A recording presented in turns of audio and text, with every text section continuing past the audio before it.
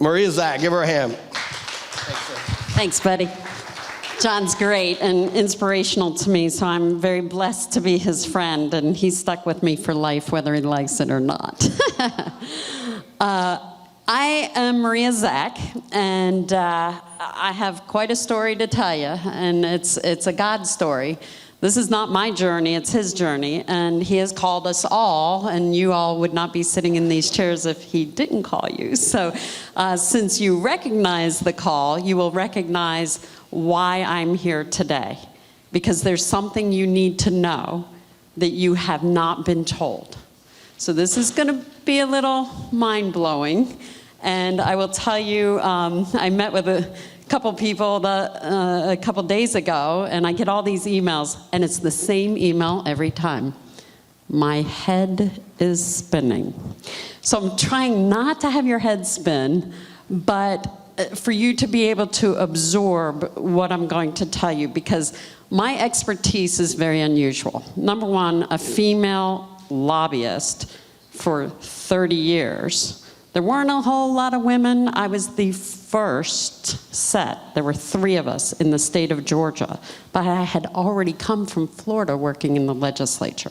So very unusual, but also unusual because I was the first woman-owned government affairs company in Georgia. I had the #1 government affairs company in Georgia. I had Verizon, AT&T, Johnson & Johnson, Pfizer, the Medical Association passed the most sweeping tort reform bill in the history of the United States of a state government. I know how to get it done. God gave me the strangest gifts. Other people get to go make movies and have fun. I get to deal with politicians. So the beauty of working in state government affairs, most state legislatures are only 60 days. So man, I work 60 days out of the year. So I got a lot of time on my hand. Not good for the bad guys. So in 2001, September 11th happened. And you know, I had this great meteoric rise in government affairs in my somewhat youth, or I look back at youth. And I had this amazing opportunity to go to Florida State. And in my junior year, I said, I'm going to intern on the House side for a Republican.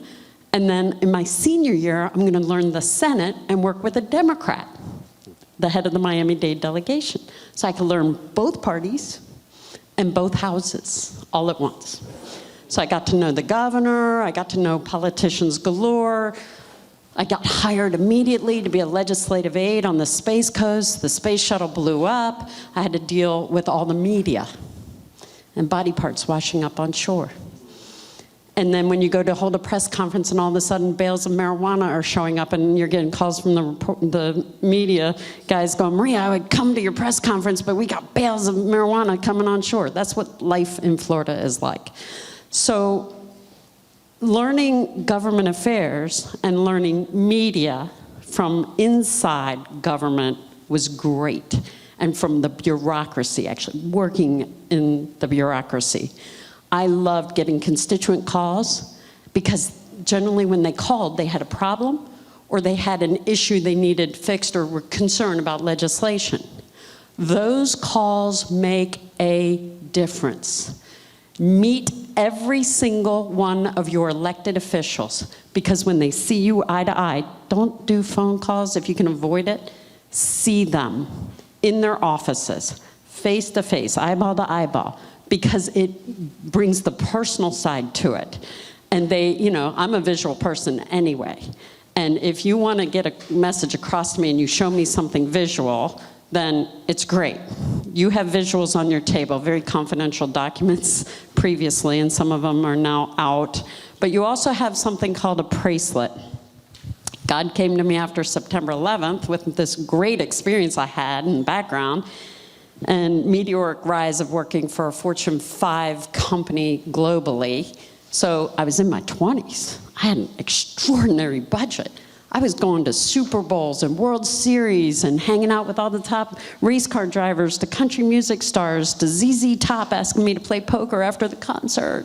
You know, I love Clint Black. I got to know him. What a great, humble man. I had the life of Riley, just everything going amazing.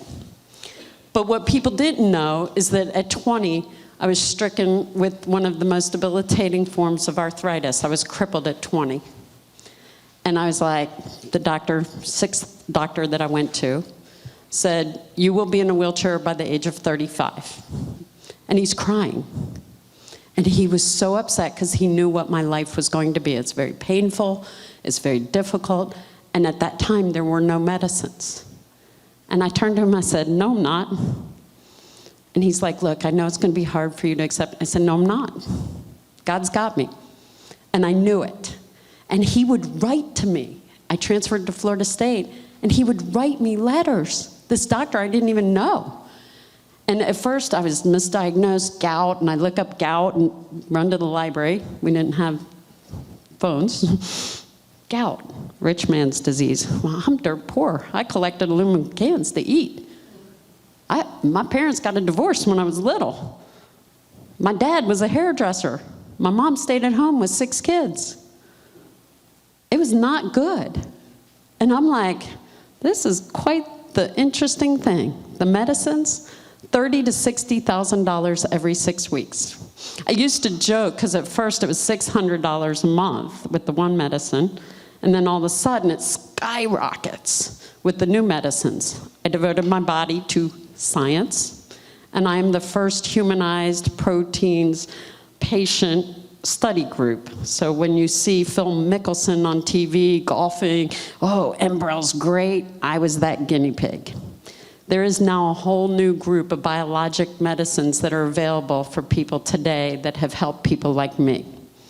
So I tell you that God calls you to do things that you just don't know how you're going to be tested, but by being crippled, my life was very different. And so I didn't talk about my faith much, and I sure never showed that I had the weakness of crippled. I walked, they didn't know. I was in excruciating pain. I couldn't walk from one building to the next at Florida State. I couldn't make it to my class on time, and the building was just right there. And I would stop on the bench, and I'd be crying because it's like so painful. And so finally I could make it to class, but I was not the best student. And the acting dean saw me one day. A friend of mine took me in, and there was a line out the door, and she goes, Strollo, I need to see you now in my office. She pulls me in. How are you doing? How's everything with Dr. Cesney? Only one rheumatologist in Tallahassee at the time, and we both went to the same one.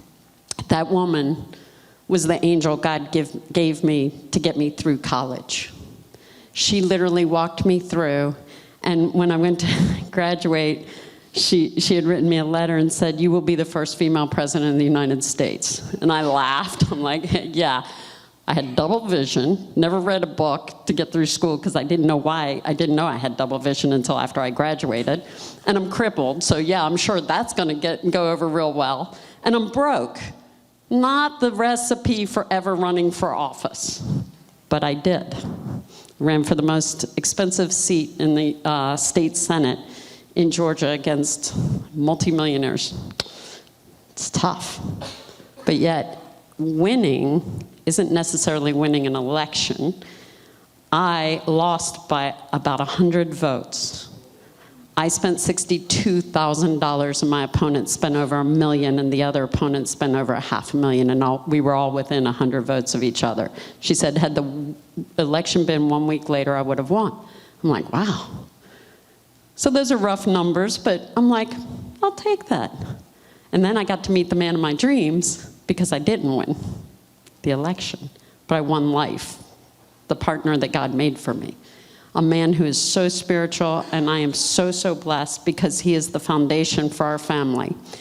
So I tell you that the journey you think you're gonna have versus the journey God puts you on is so different. And you gotta stay in tune and listen. So I've been trying to be obedient and listen. So September 11th happens. I'm out with one of my best friend's kids, taking them to the track to run and distract them, keep them away from the TV. And I'm giving one of them a piggyback ride, and my phone's ringing, and I'm going upstairs, just working, running around with the kids. Got Riley on my back, and I'm like, Phone rings, oh, it must be Mom. She must be calling, the dinner's ready. So I answer my phone, and I hear a foreign voice screaming that they're gonna bomb CNN. And I'm like, what? And he's repeating it and getting angry. And he's got this foreign Middle Eastern accent. And I'm like, 9/11 just happened. And I'm like, they're gonna bomb CNN. And I look at the number and I don't know the area code. So I look up the area code and it's Manhattan. And I'm like, because I think CNN, I think Atlanta. Well, they called an Atlanta number. My number used to be 404-402-5555. Apparently, it was one digit off from CNN's headquarters in Atlanta. So I'm like, you dialed the wrong number. What do you say to a terrorist who wants to blow up CNN? You called the wrong number. Do you understand me? So I'm like, I can't believe this. I'm putting Riley down, trying to make sure he's not falling down the stairs at this track. And I get back over to the house and I go, I just got this call, and I'm like all distraught. And they're like, you need to calm down. I'm like, okay, but if I don't act, what could happen? And then what facility is it? And I was younger, so I wasn't as wise as I am today. So I call CNN, I call the police, but of course when you call 911, you're calling your local county. I'm like, well, this is a big problem.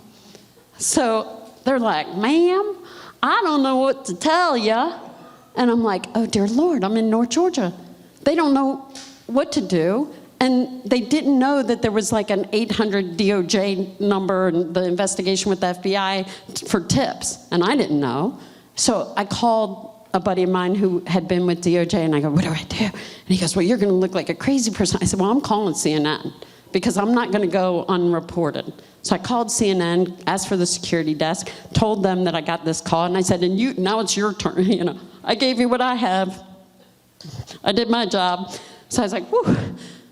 So I go to bed that night, and it was around September 14th, 15th, right? So a couple days after September 11th, so exactly right now, September 15th, so this is rather ironic.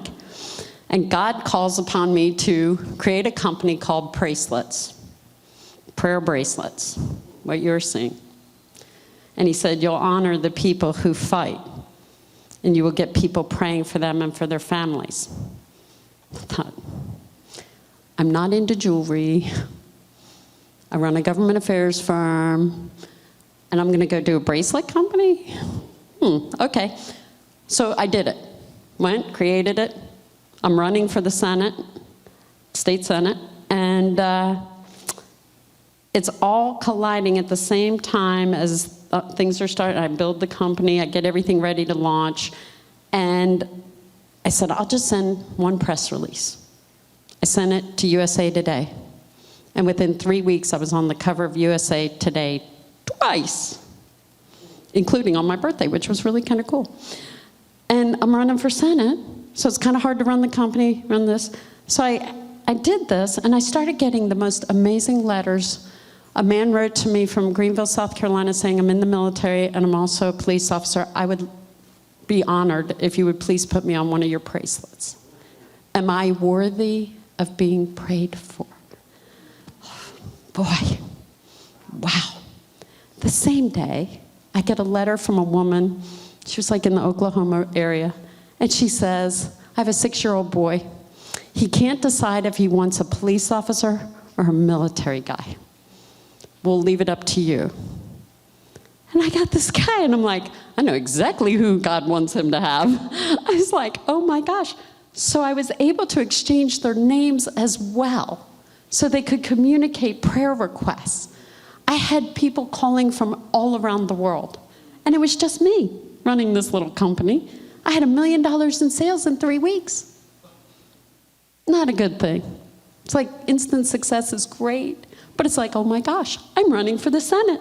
So am I running for the Senate, or am I running bracelets? Oh, and let's not forget, I have one of the best government affairs firms going on the planet. Whew. God had a mission, which leads me to today. And you are gonna flip out when you remember what this was all about, because this is gonna shock you. It still shocks me, and it breaks my heart. God called me after I helped run Newt Gingrich's race for president. I ran his national office. I've run many, I had too much time on my hands running that firm, and bracelets kind of went to the side. I put it on the back burner. Still hope there's a day for bringing back bracelets. But I was like, okay, I'm being called to help others run for office. So I'm helping Newt. I was on the Bush recount team and was sent into Palm Beach, Florida on the hanging chads, dangling chads, right? 2000 was quite the time. It was the gateway to not only electing George W. Bush, but it was the gateway for the Patriot Act, as John Diamond told us about, and it was also the gateway to shift us to electronic voting. All of that happened because of the hanging, dangling chads, all three of those events. So when you look at it and you go, okay, the shift is happening. I'm now doing government affairs as well as running races for friends, and I've known Newt a long time. So then I do a super PAC in 2016 for Ted Cruz. And I had quite the education because I kept meeting all these billionaires who were getting more and more involved because there was a new law that was passed. Well, actually, it was a Supreme Court decision. SCOTUS decided the Citizens United case 10 years ago to allow super PACs to have unlimited funding. Unlimited funding for a billionaire is fun. They can pick as many candidates as they want. They don't pick just one. When I did that tort reform bill in Georgia, you know what the trial lawyers did to come back at me? They would go, they used to have a horse in a race. Then they would fund all the horses in the race. But then they had to go one up. They got all their trial lawyers to run for the offices. See what's happening? So they had to shift so they could be ambulance chasers, hurting doctors, hurting patients' rights, because it's all about the almighty dollar. It's not about God the Almighty. So this shift that I kept watching and seeing the movement of money, God called on me during the 2016 election that I was going to found an organization called Nations in Action. I'm like, Nations in Action? And I had all these ideas flooding into my head, and I'm like, oh my gosh, I'm gonna do all of this. And my friends are like, Maria, nations, how about America? Start with America. I said, okay, I'll try it. No, God was like, no, it's nations. I said, okay, Susan, it's Nations in Action because it's biblical. Well, it is biblical, but it's also what just happened to Nations in Action. We have members around the world today. God knew. I didn't know what was coming. God knew. So I'm like, okay, Nations in Action. We are Nations in Action. And Cygnus in Australia is grateful, and so are many others of our members around the world. Our organization's very small and only run by me. I'm the only person running full-time, a crazy person, probably 20-hour days still often. And when God called me to do this, I was like, okay, what's the infrastructure? Well, I knew that government was broken. I knew the politicians were going wayward. And I knew that the parties had gone off their rocker, and Soros had come in and funded Tea Party people and others doing things that were very, very wrong. And then the media messaging, and I loved what you said about the 6th episode, then it's the transsexual, bisexual, gay love scene with no clothes on regular television now. And my husband was like, how did that happen? It was a memo that had to go out because it was all the shows all at once, right? So we all saw it happen. We knew it was a concerted effort. So Nations in Action, how we set up, we had to have solution kits under each. You have a document on your table that is actually explaining the solutions under each. We are building out our website, and you will understand this real quick. I don't have as many friends in the big money, big corporate world as I used to. And it's okay because I'm coming for them. I fear not. I have God. And so we are called to stand up. God empowers me. I can be like a little whack-a-mole. I stick my head up, they smack me down, but God's got me. So what happened was we designed are investigations because in if you had asked me in October 2020 what was my main project, it was eliminating your property tax to restore communities, to enable a parent to stay home with their children, to rebuild that fabric of society, and to stop feeding the beast. If you knew what I knew about government, you wouldn't be paying your taxes. You would be going, it's against every single thing you stand for. It's unconstitutional and it's ungodly what they are doing. It is thievery and corruption. An organization called DARPA decides these black boxes of money that they get, and there's many, so your congressmen have failed you dramatically, because anyone see a congressman give a speech like this? There is a shadow government. It's operating within the United States. It's the same people who stay in the White House and work there as bureaucrats, regardless of party, regardless of the person who holds the title of president. Anyone here, any elected official say it? Who? Trump. President Trump.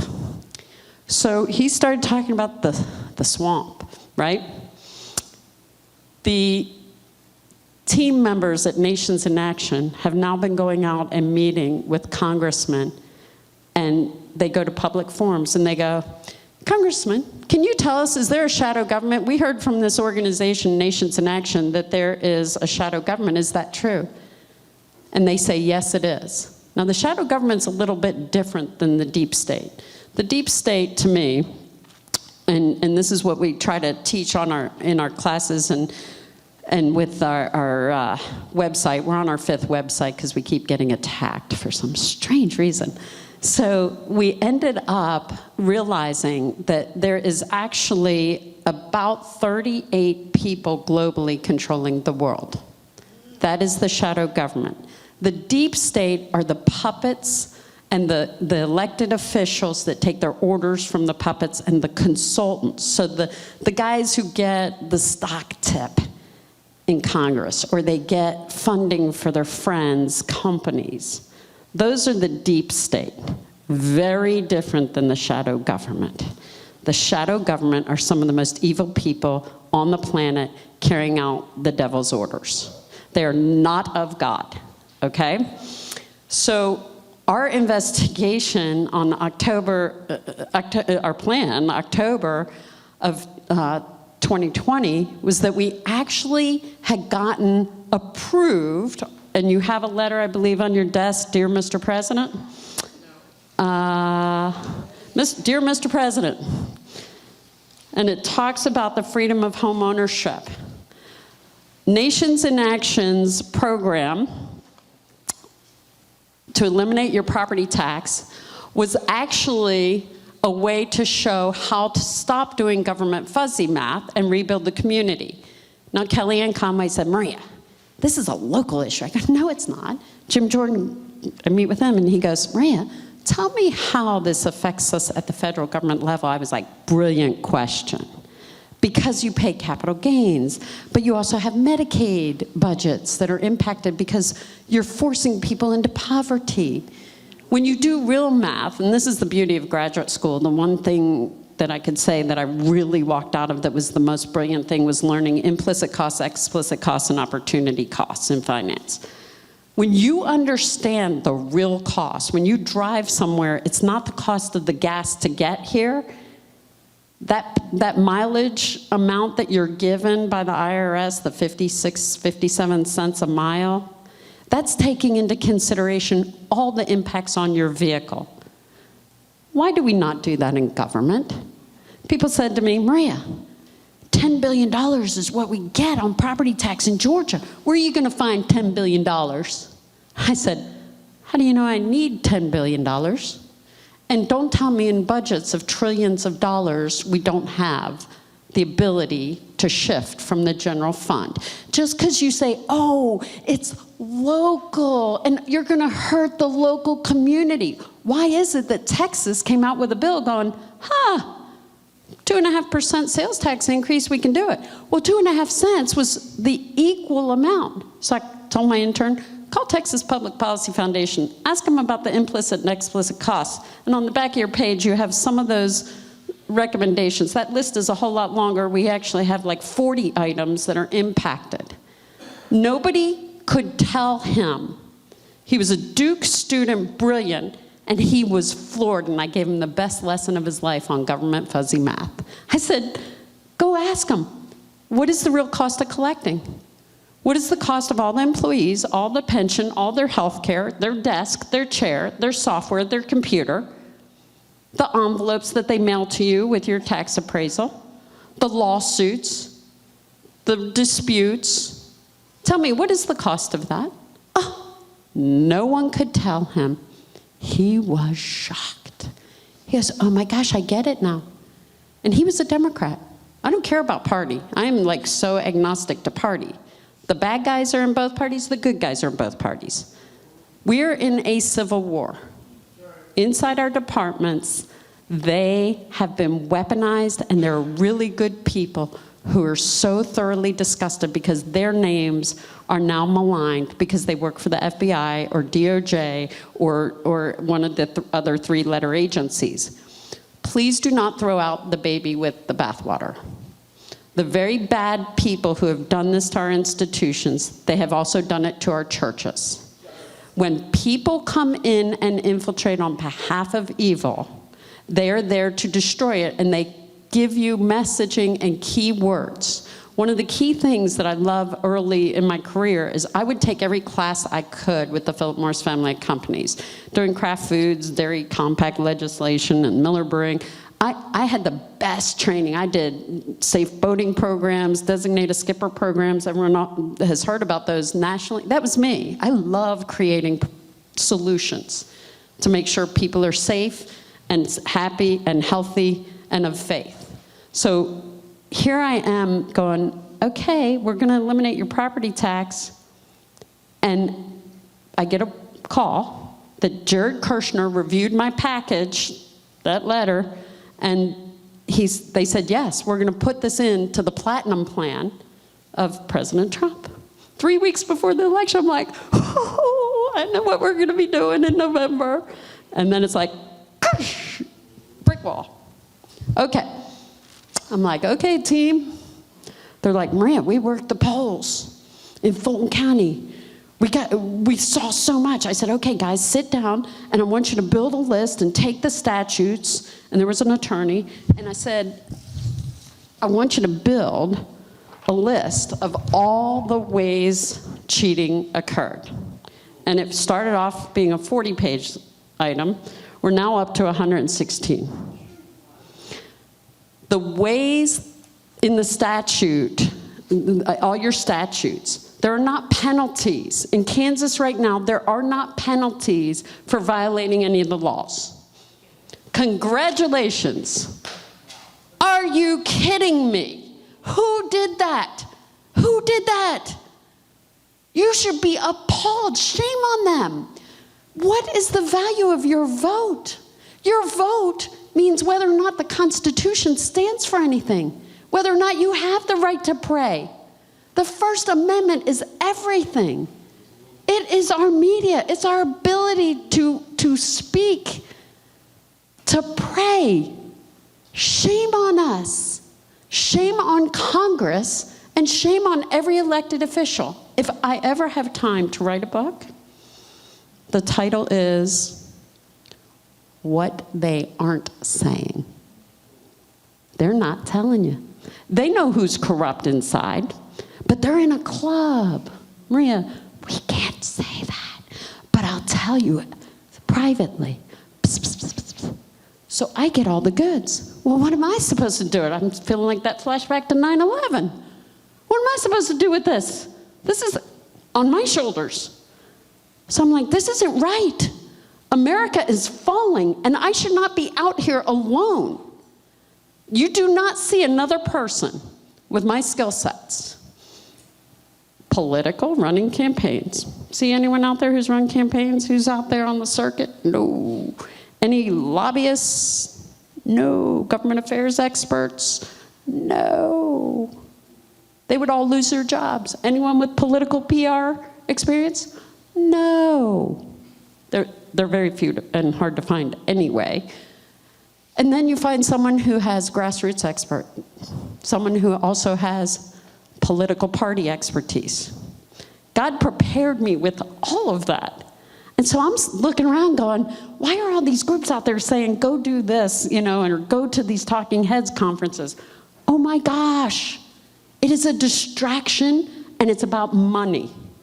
What people didn't know is God told me, Maria, go build it. They will come. And I'm like, I'm funding this? Yeah. For the first 4 years, I funded this solely. God said, if you are left with the sandals on your feet and the shoes on your back, I will care for you. Like, oh, honey, I'm taking money out of our retirement. Scary time. Scary time. I said, God's called us. That's tough. But he is a man of God, and he said, go for it. Go for it. I'm the most blessed woman. Whew.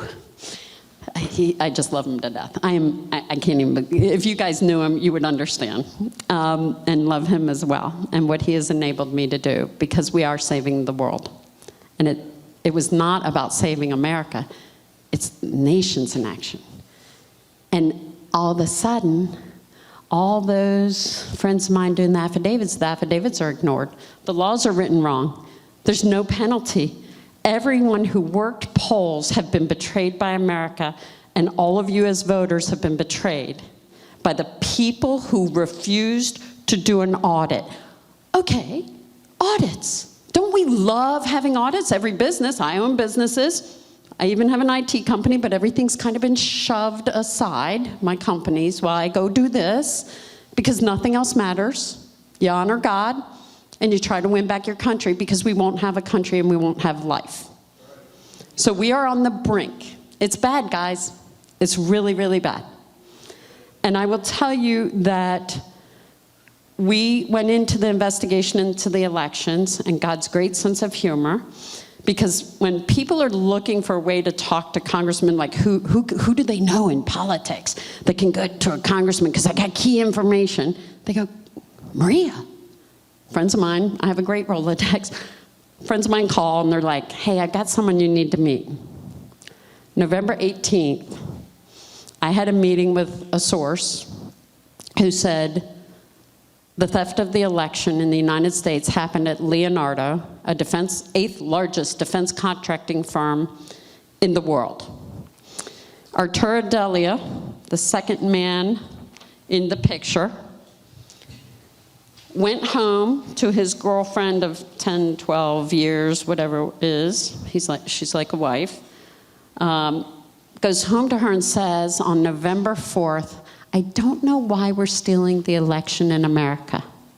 She said, what are you talking about? Yeah, I don't know why. Like, we're doing this computer algorithm, military spec software, and we're changing the votes. And we had trouble changing all the votes because this President Trump got so many that we had difficulty keeping up. Well, she happens to be the niece of one of the top intelligence services members on the conservative Christian side. Praise the Lord. Her uncle says, I'm gonna go visit Arturo at Leonardo and interview him. Arturo, would you like to tell me what happened and what you did to America? And Arturo confessed the whole thing.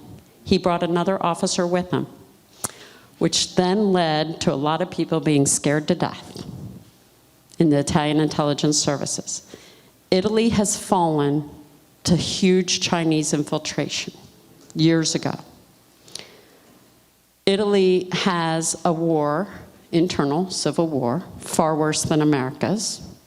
Inside their intelligence services, the good guys are fighting back as we speak. Pray for them. Our sources have been shot at.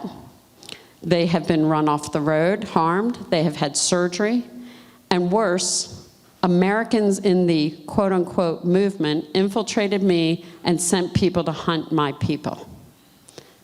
I am so thoroughly disgusted because I know who they are. Many of you all think they're great people. Americans have been duped into believing a psychological operation. They are trained by government, weaponized government, divisions, individuals that had a plan. I will admit, New World Order was something I heard about, but I wasn't seeing it or knowing about it because I did state government affairs. I saw politicians succumbing and it was wrong, and the hiring of hookers and giving them drugs and getting them, you know, lulled into and succumbing into doing things. But I never could think, because good people can't think like evil people, I could never think that there was really a group of people, a guy named Klaus Schwab, going, we're gonna go kill them all. We need mass extermination. I'm sorry, I don't believe everything I read on the internet. But then I start getting all my friends and they're going, Maria, I'm telling you, things are way wrong. And we had a bill called National Popular Vote come up in Georgia. National Popular Vote is a Soros movement to eliminate the Electoral College. Republican House, Republican Senate, Republican governor, and all of a sudden this bill is about to pass, and it had over 2/3 of all the members of the legislature who signed on as co-sponsors, which means they had like a supermajority. And I'm like, this is Georgia. They came in and infiltrated, and in 2016, someone came to me and said, Maria, Soros is gonna move in, he's gonna move into Arizona, Florida, Georgia, and Maryland are the top 4 states in 2018 to take over. I'm like, not on my watch. So I'm like going hyperdrive, pull my team in. 12 of us, 10 on the front lines. I put them on the ropes of the House, and I said, you call every member out and tell them we are gonna defeat you. We are gonna make sure you lose. We're gonna embarrass you before the Republican Party. It's against your platform. You have betrayed America because it's against the Constitution. And the Constitution, you said, means something to you. We had legislators running down the hall to the clerk's office, getting their name off, going, get me off that bill. I said, it's already published. So we killed the bill in 3 hours. 3 hours against an entire Republican House, Senate, and governor. Don't tell me you guys right here can't change the world, because I know you can. And I know exactly how you can. It's not that hard. They hate the light on them. Truth and transparency. That's why that list has the Transparency Act as the first thing under transparent government. Texas actually had one of the best bills. We actually modeled it off, beefed it up. Probably could be a whole lot more beefier knowing what we know each day. So I'm trying to rescue Arturo Delia in November, and I'm trying to get to all these people that I think are the people to go to, because I don't know who's in charge of this for President Trump, and I'm thinking President Trump needs to know, so I'm calling congressmen, and some of them go, Maria, I can't help you. Funny who they are, and one day I should write a book and do a movie about this, because it's kind of mind-blowing. If people knew who they were, it would bring harm to them. And some of them are really good guys who made very bad choices. Why did they make those bad choices is the question.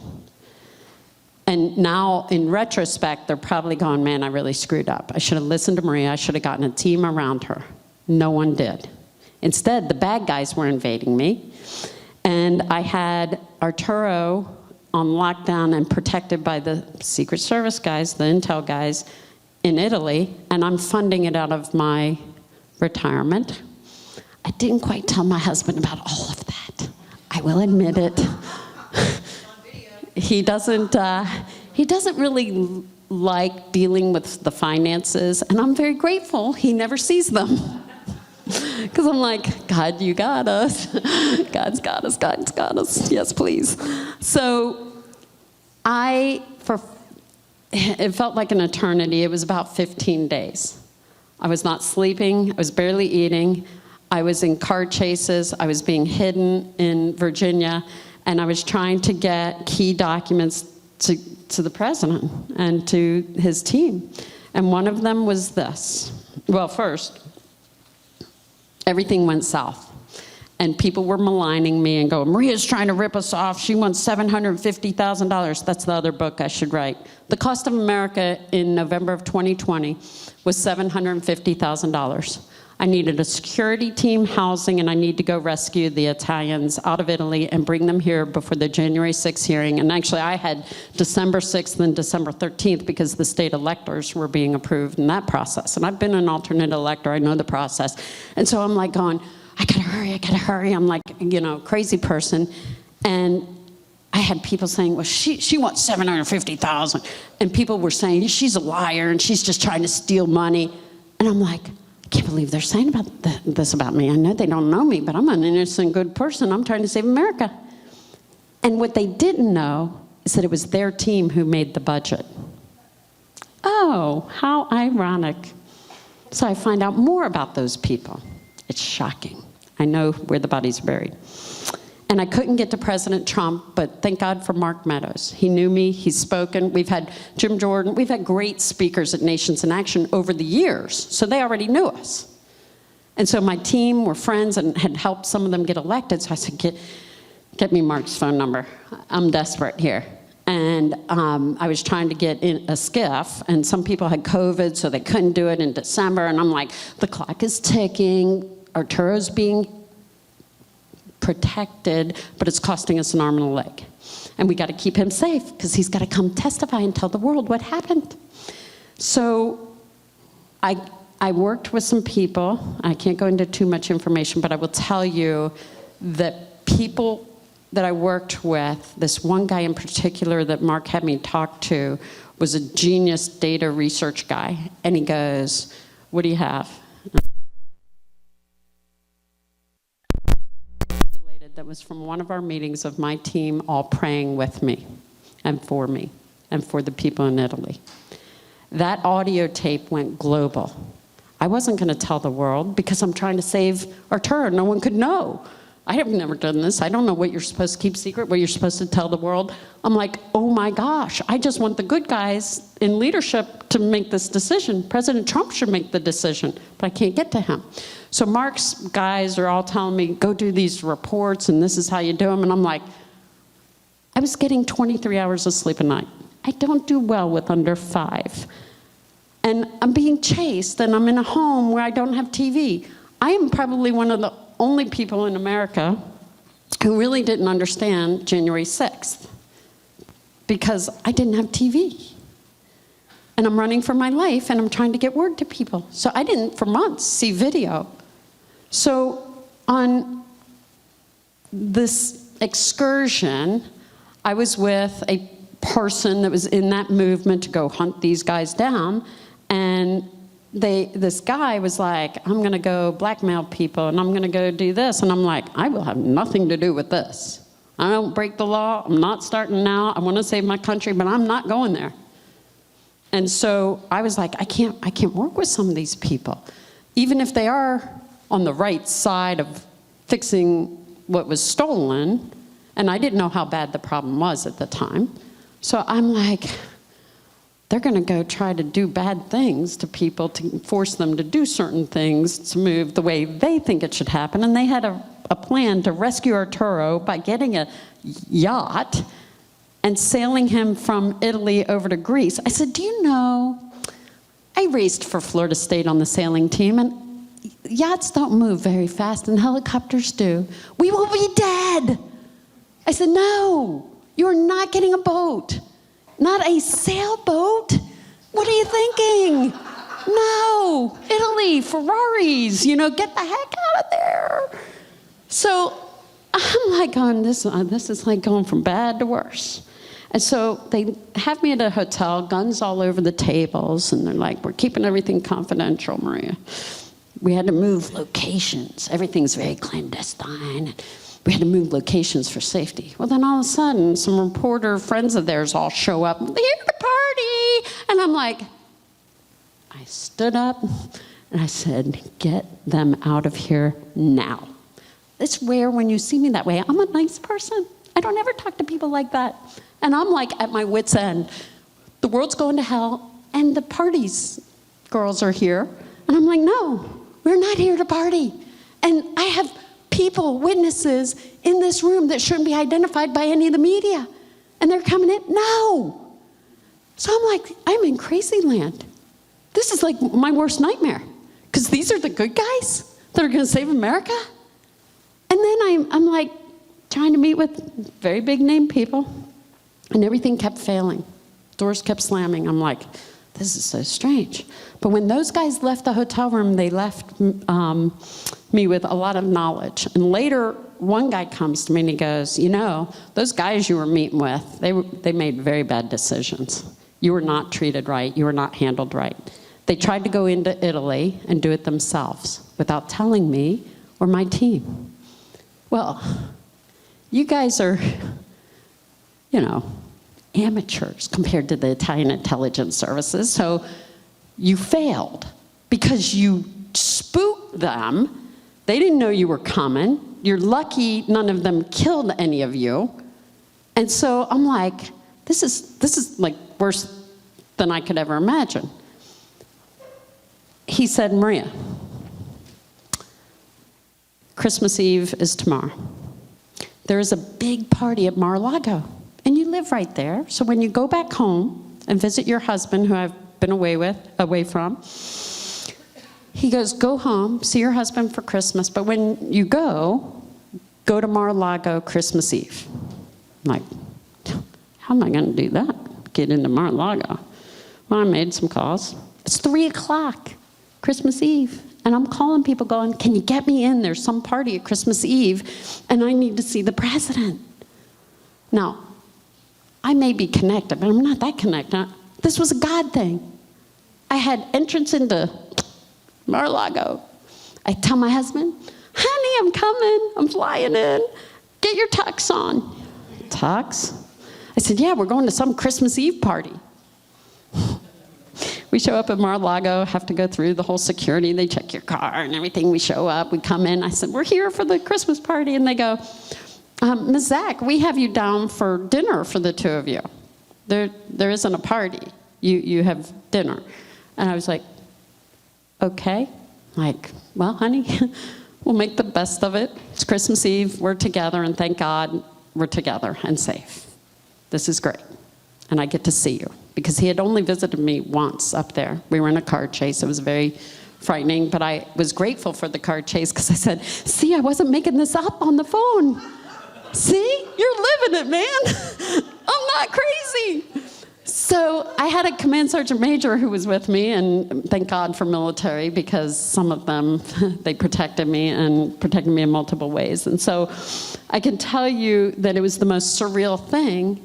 And I'm sitting here at Mar-a-Lago, and I run to the restroom, and all of a sudden I hear Hail to the Chief being played. I'm like, I better wash my hands faster. I run out, and my husband is there, and in walks Donald Trump, President Trump, Melania Trump, Ivanka, Jared, Don Jr., and Kimberly Guilfoyle for dinner. And they get seated right by the fireplace, at which point the maitre d' then comes up to us and says, would you like to be seated? I said, yes, please. Now, somehow God had it on my brain in this limited time I had of flying in and getting dressed and looking nice to actually type up a one-page document. Who, what, when, where, why. And slip it into my husband's coat pocket in his tux. Now, mind you, my husband is noticing that no of the other men are in tuxedos. Oh man, did I pay for that.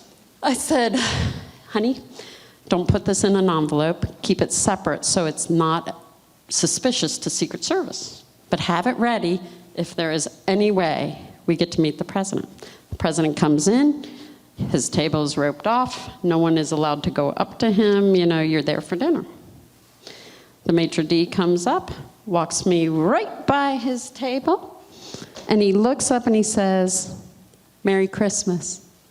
I said, Merry Christmas, Mr. President. I have the best Christmas present for you ever. I know how the election was stolen, where, and if you would permit me, sir, my husband has a piece of paper for you in his coat pocket. And he said, yes. Secret Service. I'm like, no one's got their hand reaching in. We're all good. My husband gently pulls it out, hands it to me, and I handed it to him, and I said, "Merry Christmas." And the family's looking at me, and Don Jr.'s like, I'm like, oh, I upset the family, and not intending to intrude on your Christmas Eve dinner. And so 9 a.m. the next morning, my phone rings, Christmas morning, the beautiful birth of our Savior. 9 a.m. Maria, Rudy Giuliani. I just got a call from Donald, and he told me you gave him the best Christmas present ever. Oh my gosh! Is that not a cool way to start Christmas morning? Wow. God prepared me for this moment of how to lobby, how to say a message very quickly and succinctly, and how to tell a legislator or politician something quick. So Rudy said, "Can you do a 3 o'clock?" Okay, in-laws are gonna kill me. They voted for Joe Biden. So I'm like, and one of them's from Delaware. And I'm like, this is not gonna go over well because Christmas dinner's at their house. So they were not happy. But I got my sources on the phone. We had the call, and they said, "Can you be at Mar-a-Lago tomorrow? Everyone fly in." Okay, the 26th we're in Mar-a-Lago, the 27th. We delivered the affidavit. "Distinguished Mr. President, I confirm the direct knowledge that activities undertaken here in Italy have had their negative impact for the President of the United States regarding the manipulation of the electoral vote of November 3rd and 4th, 2020. I confirm that Leonardo SPA, from its Pescara in parentheses, facility using advanced military encryption capabilities changed the U.S. election result from President Trump to Joe Biden. The data switch was conducted by the head of the IT department of Leonardo SPA in connection with senior U.S. intelligence officers, CIA, 3 people who work at the embassy in Via Veneto in Rome. Senior official of the United States Embassy held regular meetings with General Claudio Graziano, on your sheet, EU military commander, and Ignazio Moncada, president of Fatah SPA, a company owned by Leonardo SPA. He also is so brilliantly the Italian Chamber of Commerce liaison to China, Qatar, and Iran. So you want to know why your voting records are in Iran? Right here. So Ignazio Moncada, also on your wanted for questioning poster. The largest aerospace and defense company based in Italy with the US counterpart Leonardo DRS. On December 3rd, the head of the IT department was arrested in Naples. You know why Arturo was arrested? Because we were trying to save him, we couldn't, so we dropped an article, little snippet in the paper there. We leaked a little story of what was going on, and they arrested him that day. They put out the arrest warrant.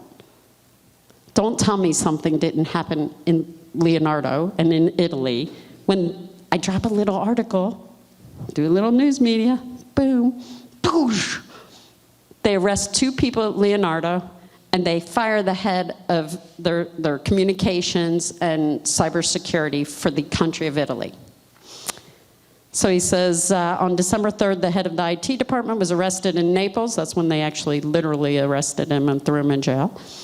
We had direct and continuous contact with the facility, with the IT manager, who agreed to testify to the US authorities what happened to election data, how they were exchanged at Pescara, Fucino facilities, loaded with information technologies on military satellites, and what data is contained in an electronic key to demonstrate the passing data from President Trump, who was clearly the winner, to Joe Biden on November 4th. Our associates in the conservative part of the Italian Secret Services have been working since the beginning of November to ensure the truth is known and the American people can realize the resultant vote, the re-election of President Trump. Rome, December 27th. I'm here to tell you that they didn't just steal the United States presidency. I now have word from 2 different sources that 55 presidencies have been stolen around the world. We all heard about Venezuela, and we didn't know how it happened. We didn't know what was going on. This is a systemic problem. So here at Nations in Action, we're just this tiny little group, saving the world, doing God's work as he instructs us. And our election investigation turned into an investigation into the shadow government. So I don't know how much time I have, but I will stay with you guys as long as they let me, because it's so important that you know this. The shadow government has been very active. The one world control, I won't use their words, new world order. This is a media thing, right? We don't use their words. It's not human trafficking. It's satanic slavery. Yes. So we have to understand and call it for what it is. They hate being called out. It's not order, it's control. They want to control you. So once you understand what this is really about, you change your lexicon, but you also have to change your thinking. Even me, 30 years in government affairs, and I'm like, oh my gosh, like that guy could be bad. I was a little slow, I'm naive. I'd never thought people could be this evil. Yes, a lot of us were duped because people took an oath to the Constitution and they betrayed it. And so the more silent, the more complicit they are when they serve in office. Anyone who says they don't believe an audit should happen of any election should be immediately removed from office and brought under prosecution. Yes. Everyone who says, and you have to be loud and proud about this, don't cower.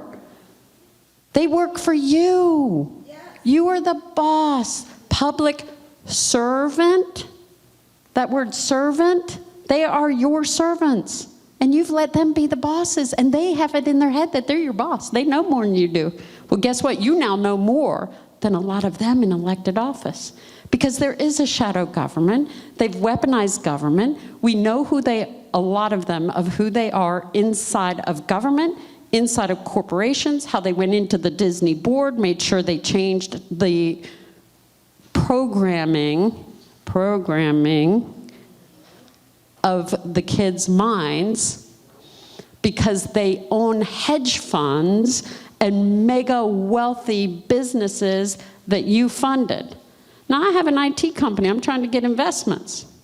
I give stock to the people who invest, but yet you, the taxpayer, never got a single share of Facebook or any other company that they have created with your money.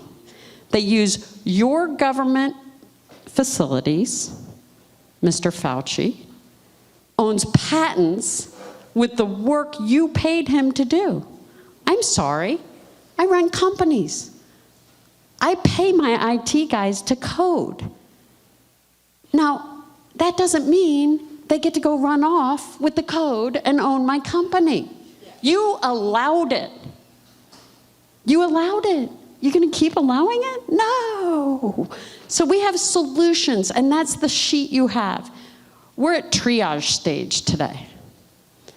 You come up on an accident, and there's a patient with a mangled, broken leg bleeding, and it's twisted. And the patient is bleeding from the jugular at the neck. Don't go run and set the leg straight and stop the bleeding in a bruised knee. You stop the bleeding in the jugular. We're bleeding out as a nation, both spiritually, morally, and from a government perspective. So you have an opportunity now to rise up, help us, find us on Nations in Action. We can put together strategies in your states. I've been meeting with people in Texas. I had 2 meetings till wee hours last night. I will stay up at our conference. What John didn't tell you is I cracked the whip, made them stay up till 1:30 in the morning. We had boards across the wall. We got work to do. I'm not here to party. We have work to do. So join us, work with us. You guys now are the voice that we so desperately need. We need video footage. We need as many people armed with this information so they can push and publish. I will end on this note. There are a lot of great people working, and do not forget, we've got God on our side. He's more powerful than the devil. Do not forget that.